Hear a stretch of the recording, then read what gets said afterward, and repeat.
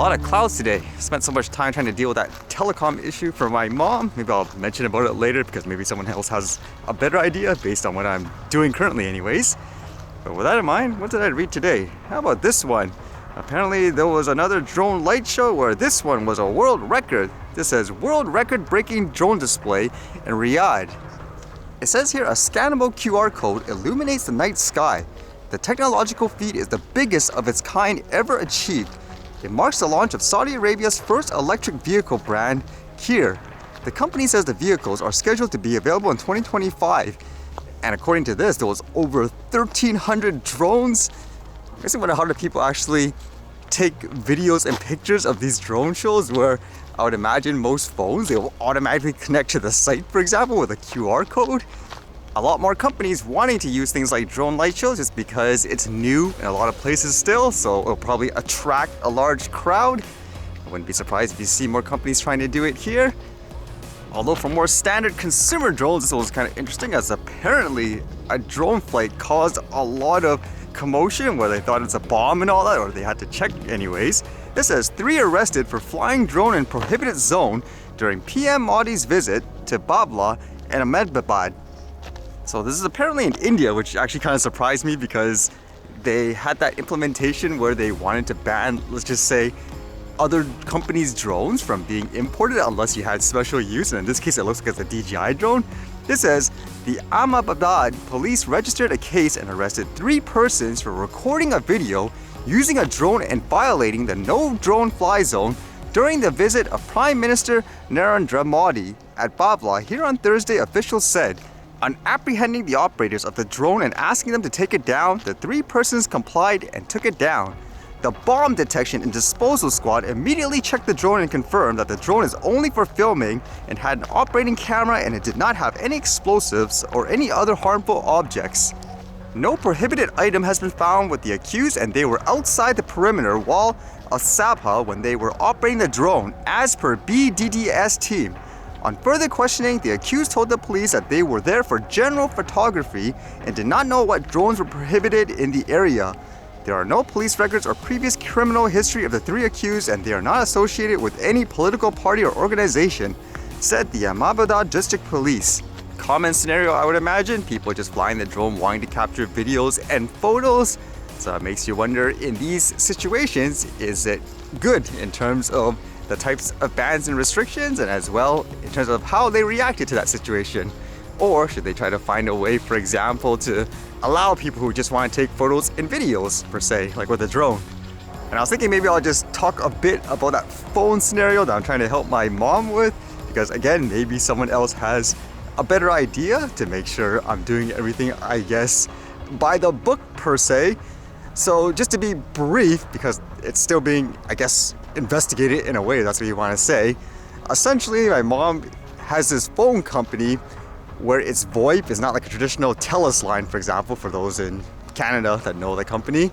Since it's, I guess, a VoIP, the quality is not as good and all that, but it's cheap, which is why a lot of people, I guess, sign up for it. And not too long ago, for whatever reason, this company, it seemed like they either disconnected her number or they transferred the number out of the account. No type of warning or anything like that. It wasn't due to like a billing issue. So what happened, right? So at first, it seemed like they kept blaming her, saying, oh, it must be you, your internet and so forth. So afterwards, the modem was actually brought to a store and even they were wondering, hey, it doesn't work. So she was given like a new modem. But again, the problem wasn't solved. From basic troubleshooting, I can tell it wasn't the internet. It didn't seem like it was the modem because you could clearly dial out to their toll-free number, but no one can actually phone in, for example, to the number itself. So it makes you wonder, what happened? It seemed like they disabled the number in general. After a lot of back and forth, holy, let me just say they have some of the most horrible customer service I've ever seen in my life. They basically tried to tell my mom, okay, to fix the issue, like the number doesn't work, just cancel your service and sign up for like a new contract, a 1-year contract with a new number. Like, who does that? Why would you just give up your number just like that for no reason? For example, imagine all the changes you have to make to your records and all that as well. So she denied, and basically it just went through this like whole, I guess, process that led nowhere, basically. It didn't seem like they were taking it seriously, so she was out of a phone for like, what, a week or so?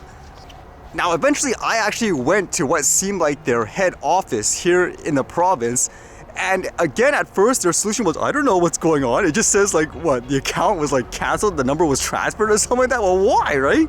And again, their only pitch really was, well, let's just sign up for like a new contract or something like that, a new number. It's like, that's such a used car salesman pitch. So I recommended my mom to contact this organization in Canada called the CCTS, where apparently they're supposed to, I guess, be kind of like the middle person that holds the companies accountable, where if they disable a service, they're doing something unethical, let's just say with contracts, you report to them and hopefully they will fix it.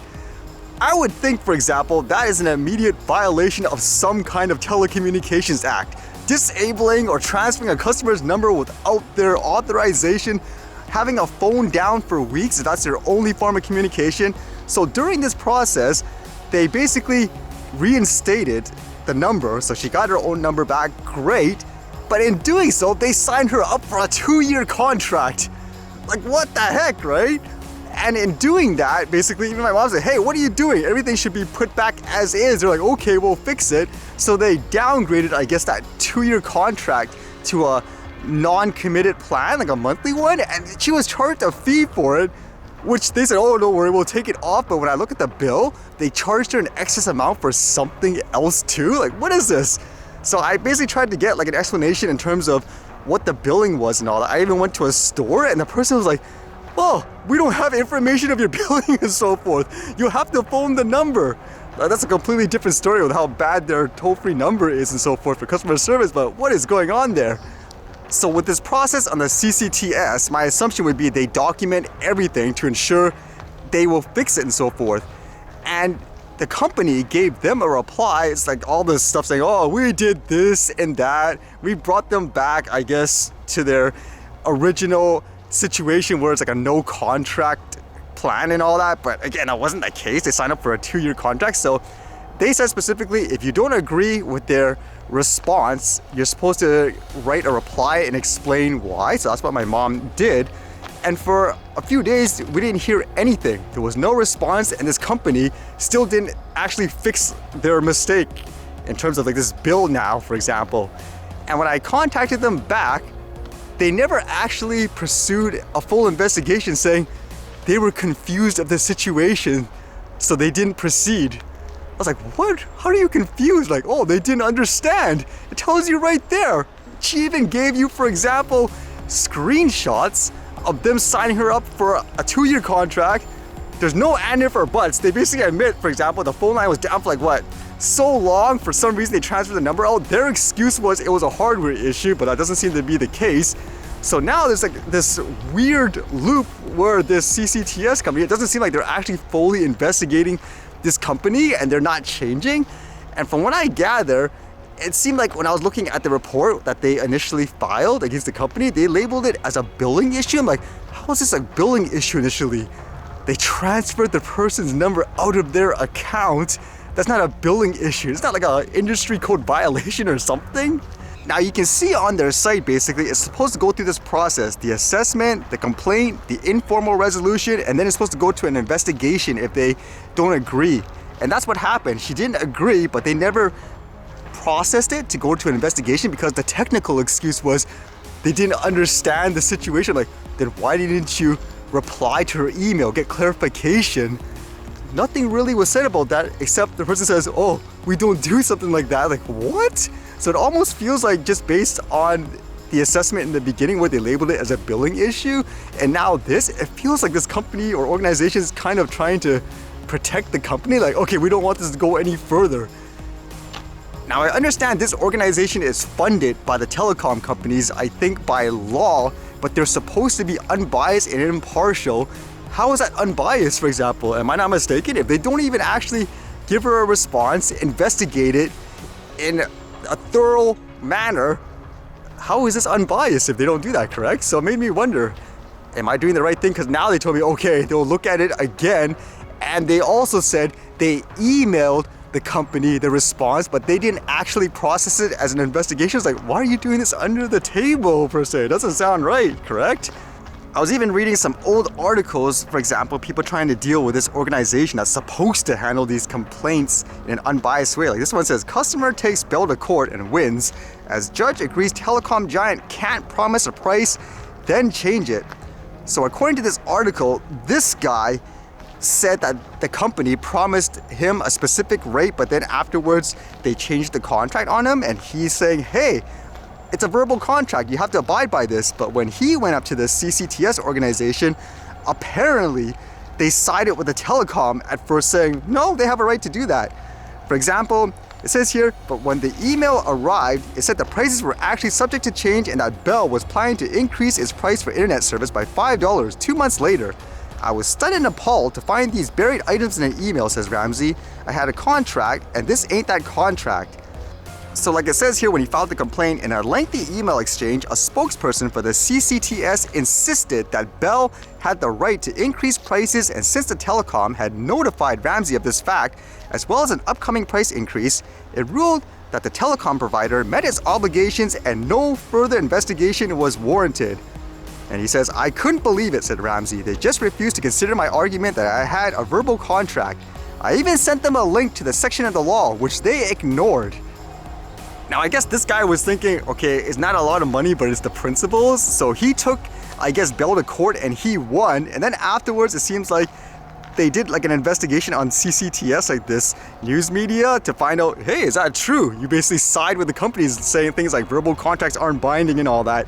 It says, in an apparent turnaround, when Go Public contacted the CCTS to discuss Ramsey's victory, Commissioner Howard Maker said the organization believes an oral contract is binding. If a customer calls a service provider on the phone and they make a deal for a package of a service for a fixed price, that's a deal. It's also the opposite of what the CCTS employee handling Ramsey's case determined. And the guy further said, we are humans, said Maker, so did we make an error? Maybe. We'll do our analysis and we'll take appropriate steps. And then the guy was saying, well, he wants this to be more out there because who knows how many more other cases like these employees messed up with, per se.